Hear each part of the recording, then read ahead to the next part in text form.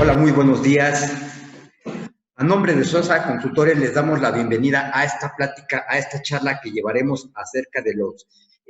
depósitos, de estos préstamos que va considerando la propia autoridad como ingresos fiscales, ingresos presuntos. Y bueno, al fin del día, recordemos que al momento de que hay una actuación por parte de la autoridad y bajo ese principio de presunción de legalidad, de acuerdo al artículo 68 del Código Fiscal de la Federación, en el cual le dejan la carga de la prueba al contribuyente de mientras no demuestre lo contrario. Entonces veremos estos criterios que se van gestando, estos criterios que han emitido los tribunales acerca de qué debe de tener, qué documentos deben de ir aparejados a los préstamos que vamos obteniendo, para lo cual esta charla quisiera dividirla incluso en dos partes. La primera, que es hacia la persona física; la segunda, veremos hacia la persona moral, todo, bueno, lo que está solicitando insisto, la propia autoridad, y al fin del día, aparejado con los tribunales, los criterios que se han dado, pues para que tengamos el debido cuidado, la debida delicadeza de estar haciendo los movimientos. Digo, ya que día tras día este tema de la utilización de las cuentas bancarias, esa parte de estar depositando, esa parte de estar utilizando este recurso virtual a través de tarjetas de crédito, de tarjetas de débito, pues veremos las consecuencias que se van dando y que se van gestando. Para lo cual les solicito lo siguiente: me puedan apoyar silenciando sus micrófonos. Es una plática que llevará aproximadamente 30 minutos. Al terminar haremos una sesión de preguntas y respuestas que se verán vía chat. Posteriormente, si alguien en especial requiere que hagamos la apertura de los micrófonos, así procederemos. Pues bueno, vamos a comenzar. Quisiera yo establecer y dejar sentado a la base, de acuerdo al artículo 90 de la Ley del Impuesto sobre la Renta, que en este caso estamos tratando la sección de las personas físicas, y te establece la propia ley que la persona física va a pagar impuestos por la totalidad de los ingresos que obtenga. Aquí el tema y lo importante es la definición de qué se debe de considerar como un ingreso, puesto que la propia norma no lo aclara, no te establece que ingreso se debe de considerar como un concepto y que te dé la definición de tal, por lo cual nos tendremos que ir al tema de la interpretación que van dando los tribunales relacionada a este concepto, a efectos de definir y establecer qué es un ingreso. Y aquí, de acuerdo a esta tesis, nos establece que ingreso es cualquier modificación que modifique positivamente nuestro patrimonio. Luego entonces empezamos a ver la tesitura, ¿qué pasa con los préstamos? O lo que en cierta medida pretendemos tipificar como un préstamo y que con el transcurso del tiempo se va a considerar un ingreso ante los ojos de la autoridad. Estos temas de estar utilizando las cuentas bancarias y asimismo incluso estar en la situación de estar prestando la propia cuenta. Oye, ¿sabes qué? Me va a llegar un recurso, pero no tengo una cuenta bancaria y me van a depositar. Préstame tu cuenta bancaria. Y entonces lo que hacemos en forma bondadosa, hacemos la utilización de la cuenta bancaria. Ahí está llegando el recurso, ahí está llegando esos depósitos que posteriormente no se van a poder aclarar. Y aquí veríamos la vertiente, ese nivel que se va presentando, es decir, ingreso nos establece la propia tesis, que es toda modificación patrimonial, es decir, que voy a tener un incremento y del cual no se gesta una obligación para un tercero, a diferencia de lo que es un préstamo. En dado caso, préstamo, tengo yo directamente el ingreso obtenido hacia la cuenta bancaria, hacia el depósito correspondiente. Pero más allá de ello, también tengo una obligación con ese tercero de resarcir ese dinero que me está prestando a través de esta figura del mutuo. Entonces, si podemos visualizar a través de lo que corresponde al préstamo, pues queda equilibrado, no hay un ingreso como tal, puesto que no se dio esa modificación patrimonial a nuestra vez en forma positiva. Esta es la temática que tenemos que ir cuidando en las cuentas como personas físicas, la utilización incluso de nuestras cuentas bancarias, de nuestras operaciones que vamos llevando día a día. Porque entonces la autoridad va a hacer una fiscalización bajo una figura que se llama discrepancia fiscal. Y discrepancia fiscal básicamente me establece el procedimiento de acuerdo al artículo 91 de la Ley del Impuesto sobre la Renta, que cuando las erogaciones sean mayores a los ingresos, por este diferencial se va a afincar una discrepancia fiscal. Pero bueno, lo importante es visualizar cómo la autoridad va a tipificar, va a considerar esa parte de las erogaciones. Y para ello te dice, bueno, como persona física te voy a tipificar las erogaciones, todo lo que corresponda a los gastos. Asimismo, todo lo que tengas a través de adquisiciones de bienes, depósitos en tu cuenta bancaria, y volvemos al tema de los depósitos, inversiones financieras y todo lo que tengas como gastos a través de las tarjetas de crédito. Todas esas operaciones que vamos haciendo día con día a través de tarjetas de crédito, bueno, todo esto lo va a configurar la propia autoridad como un tema de erogación. Y para ello se va a hacer llegar de diferentes fuentes la información correspondiente, como lo es el sistema financiero. Recordemos que hace años existió un impuesto que se llamaba el impuesto a los depósitos en efectivo, que posteriormente esa ley quedó derogada, pero quedaron obligaciones para las instituciones bancarias, y dentro de las obligaciones que quedaron para las instituciones bancarias son que aquellas personas que tienen depósitos en efectivo en un mes superiores a 15,000 pesos y o en un periodo de un año, entonces las instituciones financieras lo van a tener que informar directamente y relacionado al SAT. Esta información es una obligación que nace hace tiempo, insisto, vino aparejado junto con este impuesto, derogaron la ley correspondiente, pero quedó esta obligación, por lo cual, bueno, una de las fuentes que va a tener la propia autoridad para hacerse llegar de la información va a ser el sistema financiero. También recordemos que los notarios a través de la declara, ¿no? Pues le va proporcionando en forma mensual a la propia autoridad todas las operaciones que llegamos a hacer ante estos felatarios públicos, ya sea ante un notario o ante un corredor. Esta información se le presenta a la autoridad y de la cual pues ya tiene la información correspondiente, ya tiene allegada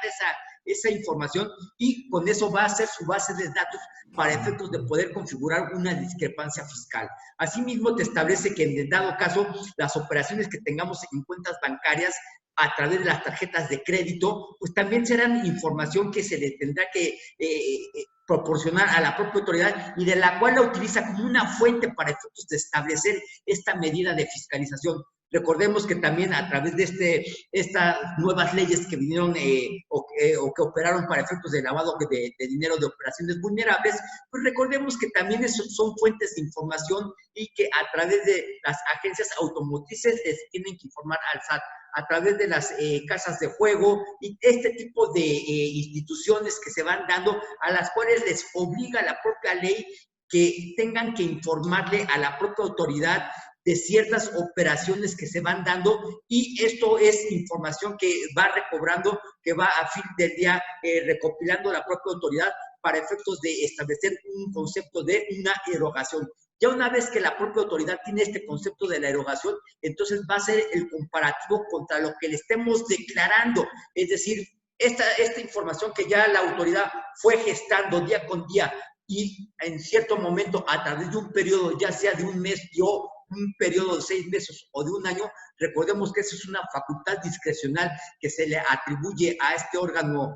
recaudador de impuestos, pues bueno, tendrá esa facultad para aplicar esa medida de fiscalización, esa mecánica de cobro de impuestos. Pues bueno, ya una vez que se tiene esa información, se gesta este cruce de información contra lo que realmente declaramos. Y más allá de ello, establece la propia autoridad dentro de esta mecánica de presunción, que incluso si la propia autoridad advierte información que tenemos de todas estas erogaciones y no estamos inscritos en el RFC, ahí te puede determinar una discrepancia. O en dado caso, cuando estés obligado a presentar la declaración, ya sea mensual o anual, y no la presentes teniendo la obligación y la propia autoridad advierta este cúmulo de erogaciones, ahí te puede advertir otro tema de discrepancia fiscal, y o cuando se presente una declaración con ingresos menores a los realmente percibidos. Esta información ya obra en poder de la autoridad. Recordemos que hace muchos años la autoridad pues le apuesta a un sistema, a una base de datos que pues bueno, al fin del día le ha funcionado hoy por hoy, que es su sistema electrónico. Esto vinculado con lo que corresponde a los temas de la facturación electrónica, a toda esa base de datos que le van informando, insisto, instituciones financieras, sistemas automotrices, sistemas de casas de juego, N número de instituciones, pues bueno, la propia autoridad ya cuenta con un cabal de información para efectos de aplicar estas medidas de fiscalización. Asimismo, establece la propia autoridad que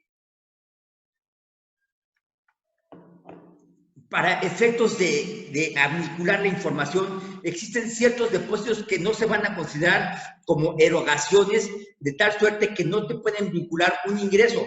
Y te establece la propia autoridad que cuando se hace un pago, y este es por lo que corresponde a la adquisición de un bien o de un servicio, o al uso o goce, incluso para operaciones o traspasos en sistema financiero, luego entonces a través de esa mecánica no se estaría gestionando una erogación correspondiente. Y esto nos va llevando a un tema de tener un control exhaustivo de la información que vamos realizando día con día, en forma periódica y en forma constante. De tal suerte que para efectos de las operaciones que se van dando, hay que tenerlas plenamente identificadas. Incluso te sigue estableciendo que los traspasos entre cuentas bancarias, incluso los depósitos que se hacen entre cónyuges, no se considerarán una erogación correspondiente.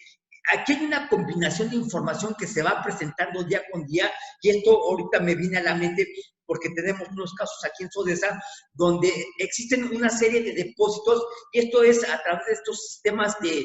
pirámides donde van haciendo una serie de negociaciones, gestan un controlador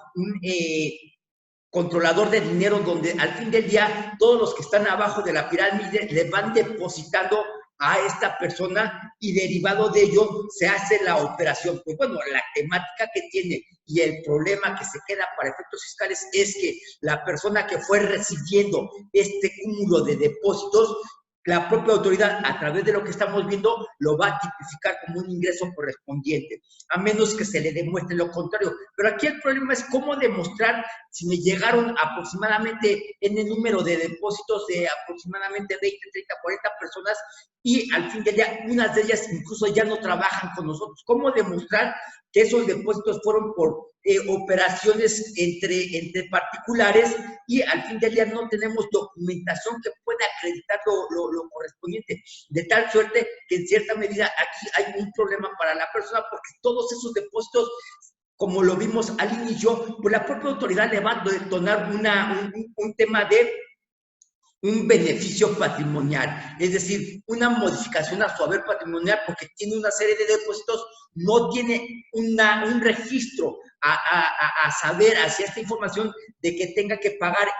alguna deuda derivado de estos depósitos, como pudiera ser un préstamo. Entonces, bueno, es importante ir viendo los movimientos que vamos realizando día con día, porque la mecánica de fiscalización que está estableciendo la autoridad es ardua. Es decir, de las situaciones que veíamos muy lejanas en cuanto a fiscalización, hoy por hoy los estamos viendo en forma cotidiana. La autoridad está gestando una serie de revisiones, una serie de visitas domiciliarias, revisiones de gabinete, y una de las mecánicas se advierte en cuanto de operaciones atípicas, depósitos que no son usuales, o en operaciones de personas que en cierta medida son reportadas a través del sistema financiero y que no hay una base de datos en el sistema hacendario. Luego entonces de inmediato se gestan esas señales que indican que hay un tema de omisión de impuestos, y directamente se hace la fiscalización correspondiente. Por lo cual es importante tener cuidado en el uso de nuestras cuentas bancarias, ese tema de estar haciendo depósitos en forma consuetudinaria, que pensamos que al fin del día la autoridad, como nunca nos ha hecho una mecánica de fiscalización, incluso todavía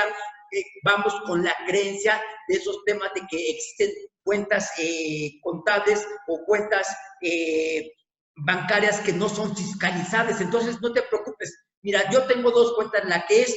la fiscalizable y la que es no fiscalizable. No, hoy por hoy todas las cuentas son fiscalizables. No hay esa tesitura que se manejaba hace años. Que en cierta medida no hayamos tenido una revisión por parte de la autoridad, no quiere decir que no seamos vulnerables, que no seamos en cierta medida sujetos de revisión, por lo cual el tema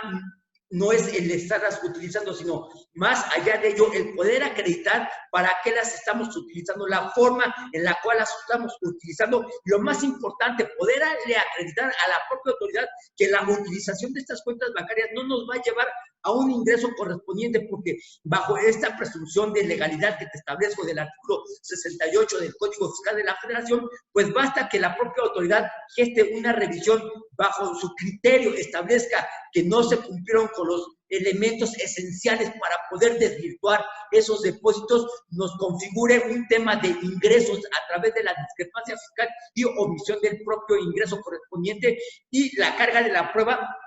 va a quedar para el contribuyente, va a quedar para el gobernado, va a quedar para el administrado, de tal suerte que esa información es la que vamos a tener que desvirtuar y no se va a gestar tan fácil el poderla desvirtuar. Incluso más allá de ello, tal vez la defensa nos lo tendríamos que llevar a un órgano superior como es un tribunal. Y recordemos que para efectos de llegar al tribunal hay dos características. Lo más importante es la probanza, es decir, todos estos documentos que van o deberían ir aparejados a las operaciones que vamos haciendo día con día, y más allá que ya, como lo veremos en láminas adelante, pues no basta nada más el efecto de ya presentar un contrato, de presentar una factura. Veremos toda la información que nos está pidiendo la propia autoridad a efectos de poder desvincular, a efectos de poder acreditar que esos depósitos, que esas operaciones, que esos traspasos que fuimos haciendo directamente no corresponden a un ingreso omitido.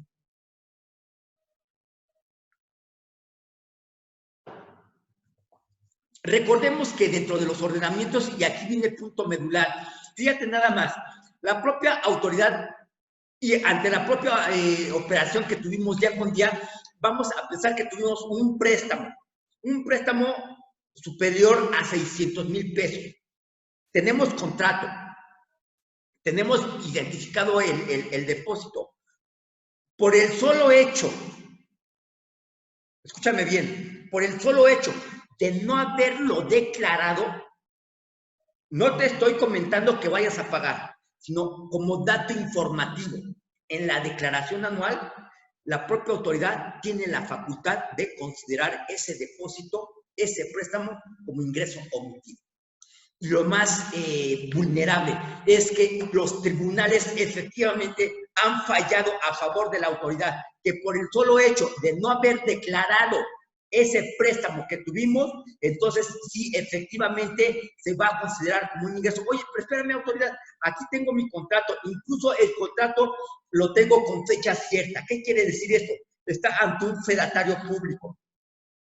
Te demuestro la cuenta de depósito de entrada, te demuestro la cuenta de depósito de salida, que fue de la persona, de ese tercero que me realizó el préstamo. Tengo todos los elementos para poder acreditar la realidad, la veracidad de ese préstamo correspondiente. El tema es que para estos efectos, más allá de todo ello, por el solo hecho de no haberlo declarado, entonces nos encontramos ante la vertiente, ante la temática de que vamos, o la propia autoridad tiene la facultad de considerarlo como un ingreso omitido. Por eso es importante que, insisto, que vayamos viendo, y el tema de estas pláticas que vamos haciendo todos los viernes de carácter informativo a través de esta comunidad que tratamos de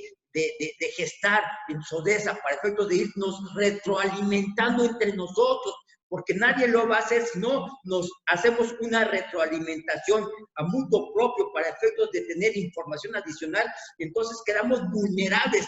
a efectos de terceros, y estos terceros puede ser uno de ellos la propia autoridad hacendaria. Entonces, aquí en resumen, si tengo préstamos, si tengo donativos, o si tengo premios que en lo individual o en su conjunto excedan a 600,000 pesos, luego entonces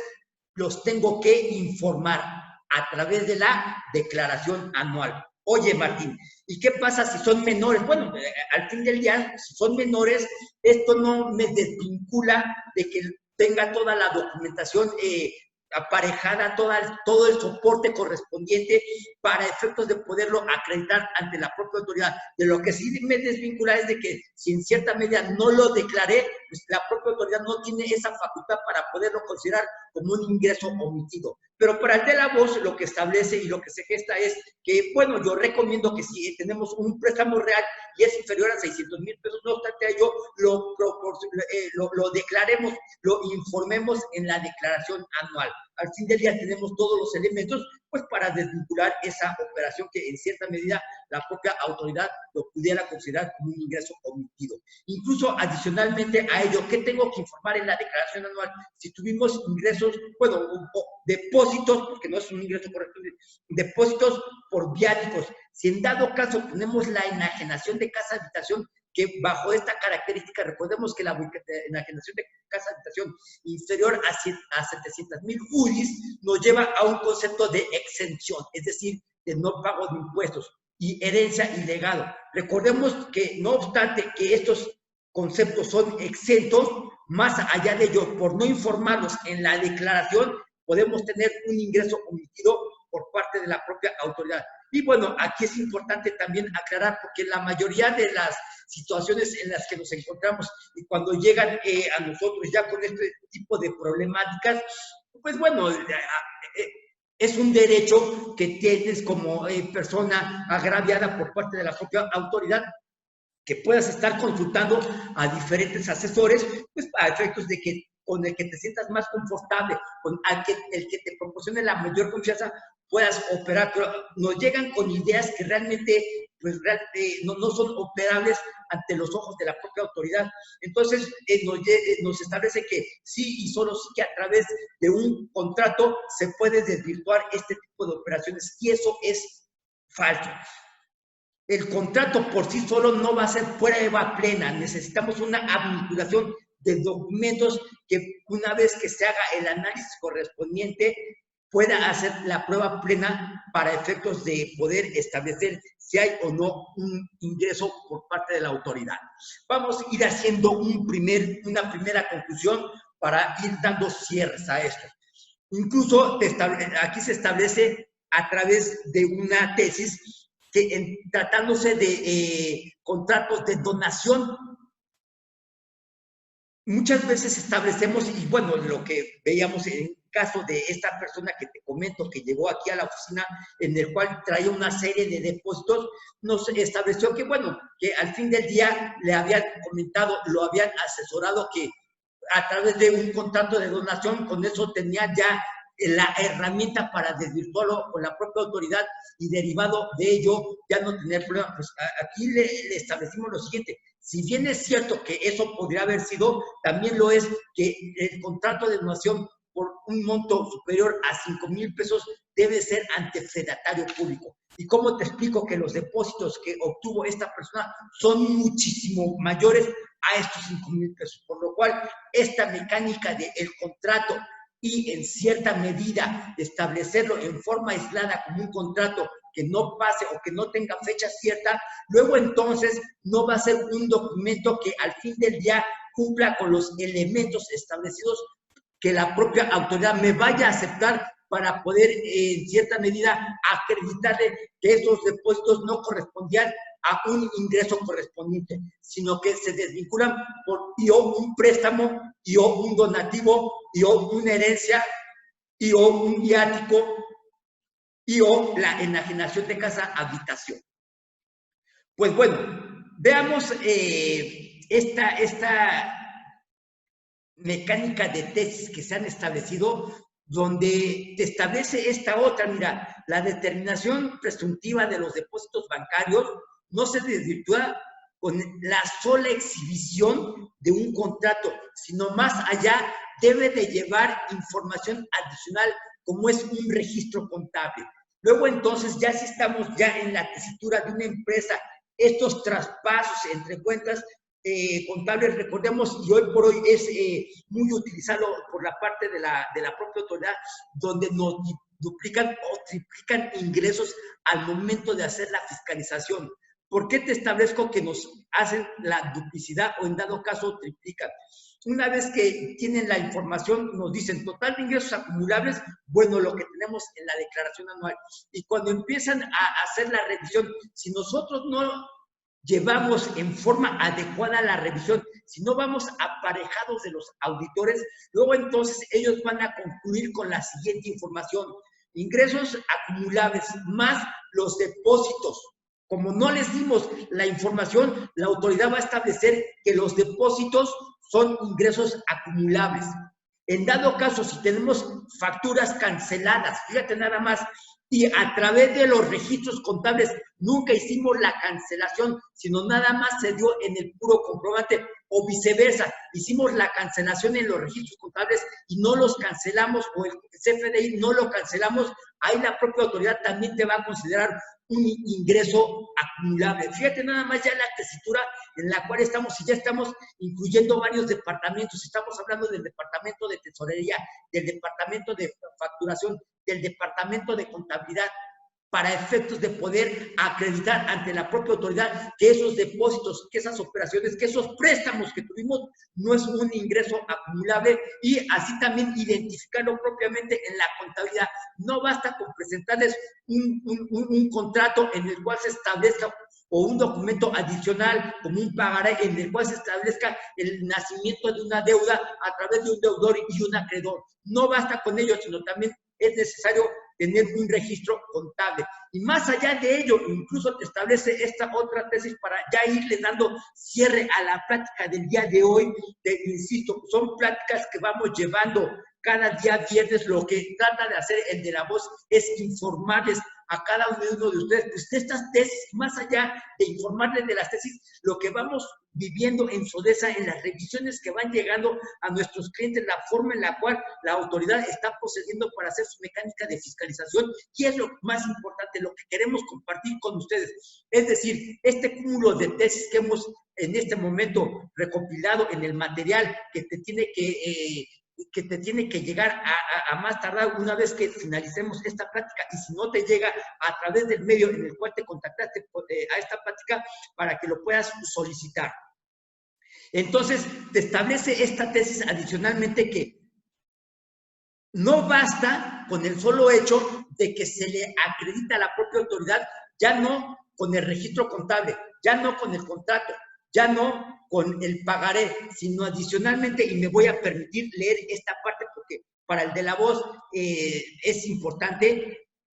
aparte de la documentación, o se va a considerar como documentación idónea, y te establece esta parte que tenemos aquí subrayado en negrillas, que dice: esa documentación idónea, como lo serían los estados de cuenta, papel de trabajo, copia de recibo en donde se especifique el monto y la cuenta de donde proviene el depósito, la forma de pago, el número de cheque o reporte de transferencia, número y nombre de la cuenta bancaria abierta a su nombre, de donde se visualice la salida del depósito, origen del importe del depósito, entre otras. Fíjate, toda esa documentación que debemos de tener para efectos de poder acreditar un traspaso entre cuentas bancarias. Y ya no te estoy hablando de que fue básicamente un préstamo, sino que tú traspasaste de la cuenta A la cuenta B. Todo esto debe de venir relacionado para poder acreditarlo. Y si me presionas un poco más, sigue diciendo: a efecto de demostrar que dichos depósitos y registros contables provienen de un concepto distinto al determinado por la autoridad fiscal, es decir, a un ingreso correspondiente. Y adicionalmente ofrecer la prueba pericial contable. Te está pidiendo una pericial a efectos de poder acreditar y desvirtuar el ingreso que la propia autoridad te está presumiendo conforme al artículo 68, entre otros artículos del Código Fiscal de la Federación, para que tú acredites tu verdad y a efectos de que se desvincule ese ingreso que está estableciendo la propia autoridad. Entonces te está poniendo como requisito adicional de todo lo que hemos platicado, una pericial contable en la cual se establezca, se indique, se acredite que esos traspasos, que esos depósitos no corresponden básicamente a ingresos, sino que corresponden ya sea a préstamos y o a traspasos simple y sencillamente entre cuentas contables. Por último, tenemos aquí también esta otra tesis que te establece y te sigue estableciendo la pericial contable, que cuando vienen los depósitos en cuentas bancarias, y aquí te lo establezco de acuerdo adicionalmente a lo establecido por el Código de Procedimientos Civiles,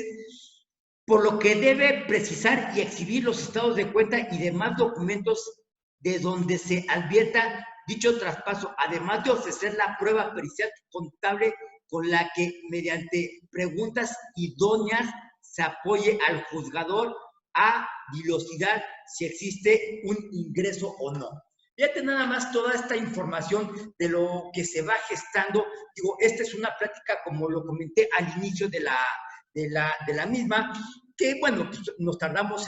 de acuerdo al tema de 30 minutos, 40 minutos, algunas veces nos llevamos la hora correspondiente, pero aquí se me hizo importante poderles transmitir esta información, puesto que es la mecánica por la cual la autoridad está haciendo sus revisiones y lo más importante, por lo cual está gestando un ingreso acumulable sin corresponder al mismo por su propia naturaleza jurídica. Por lo cual, y para concluir el día de hoy, te establezco que, bueno, si al fin del día vienes realizando tus operaciones, hay que tener un control interno exhaustivo, idóneo, para efectos de tener estas documentales y poderlas exhibir en dado caso que tengamos una revisión por parte de la autoridad primero. Segundo, que la propia autoridad está incrementando su número de fiscalizaciones. Sí, ahora aquellos que pensábamos que no nos iban o que no teníamos una revisión por la propia autoridad, está incrementando más que nada por su mecánica de recaudación. Tercero, que los tiempos no le están dando a la propia autoridad para efectos de las fiscalizaciones, por lo cual si no llevamos aparejado, por lo cual si no llevamos bien controladas las revisiones por parte del auditor, nos va a querer tipificar un ingreso omitido. Cuarto, hay que tener incluso preparado lo que corresponde en dado caso que sea necesario, y esto te lo comento como lo establecen las tesis, una pericial contable que a través de las preguntas idóneas, a través de esos cuestionamientos, pues puedan incidir en la decisión del juzgador para que lo podamos orientar si corresponde o no corresponde a un ingreso o a un depósito, ya sea por traspasos entre cuentas y o por préstamos obtenidos. Pues bueno, básicamente es lo que tenemos el día de hoy para compartir con ustedes, sin antes comentarles que agradezco infinito me hayan proporcionado, son 40 minutos de su tiempo. Espero realmente que esto sea de utilidad para ustedes. Recordemos que tenemos un grupo de WhatsApp aquí en Sodesa, aquellas personas que ingresan por primera vez y quieran ingresar a este grupo de WhatsApp, donde básicamente se comparte información de carácter contable, de carácter legal, de carácter fiscal, única y exclusivamente. No nos metemos a otros temas, pues básicamente para conservar la pureza del grupo que estamos formando. Entonces ahí, compañeros, van estableciendo consultas, nos vamos apoyando unos con otros, incluso vamos compartiendo materiales y todo lo que se va gestando. Y bueno, antes de terminar el día de hoy, pues insisto, este material está a disposición de ustedes, tal cual es, nada más les solicito, si no les ha llegado, que lo soliciten directamente a la persona con la cual se contactaron para este tema. Y bueno, no me resta más que agradecerles infinito, agradezco que me hayan depositado su confianza y les deseo un excelente viernes.